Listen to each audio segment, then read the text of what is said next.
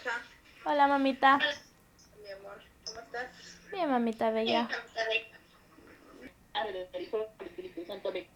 Dios te bendiga, mi rey. Bye, mamita. Love you too. Que te mejores. Bendición, papito.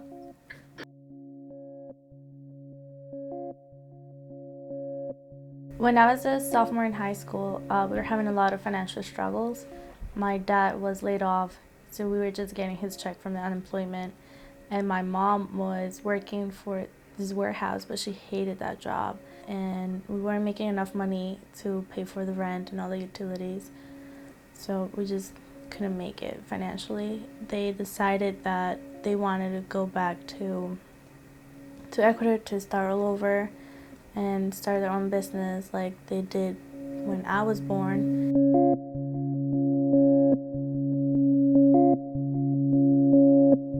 I knew that I wanted to go to college. I made that my goal, and my parents knew that, but they had already decided that they wanted to go back, and we knew that that wasn't going to be possible in Ecuador, being that it would have cost a lot more money there. One day I was having lunch with my friend who's a French teacher, who happened to be Emily's French teacher, and she was very distraught because she had found out that Emily had to move back to Ecuador because her family was going to be moving back. And so I immediately said, well, maybe she could live with me. And she said, really? Then I called my son who was in college and mentioned that maybe I would invite Emily to come live with us. And he said, Mom, you have to do that. You have to do that. And about 3 or 4 days later, I mentioned it to my husband.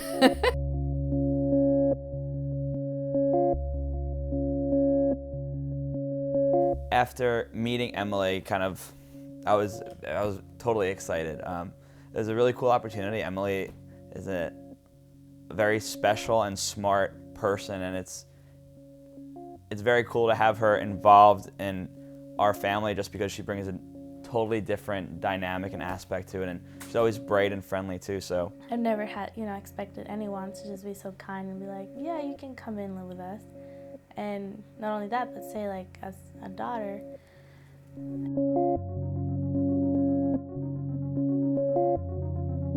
I'm the assistant to the president, and my position entails organizing events such as the last of prom, the banquet that we have every year, and also the holiday dinner that's during December, towards the end of the semester. And I also help the president with his interviews or making appointments or just keeping communication with the Student Government Association.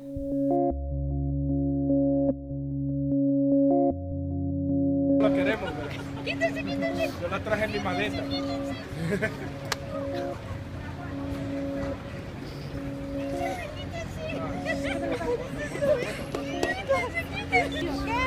Vamos llevando esto acá para el sacrificio. The hardest thing about not being with my family is definitely not being with my sister every day. We grew up so close to each other, we share rooms, and not being there for her, it's hard.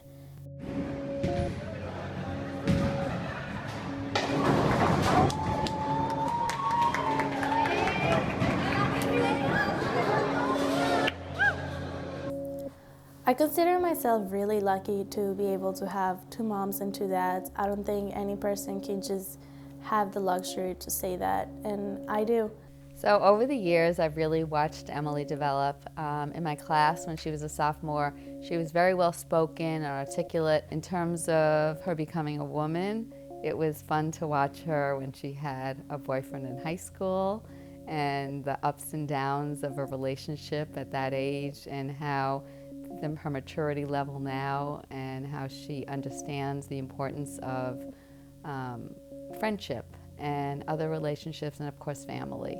It's really been outstanding to have been part of this whole process and still be part of it. I've learned a lot from this experience. One of the most important things that I've taken out of this is to balance my time between my families. I have to make enough time for my parents in Ecuador, to call them, to go and visit them, as well as, being here in school and being able to visit my American family during the weekends or, whenever it's possible.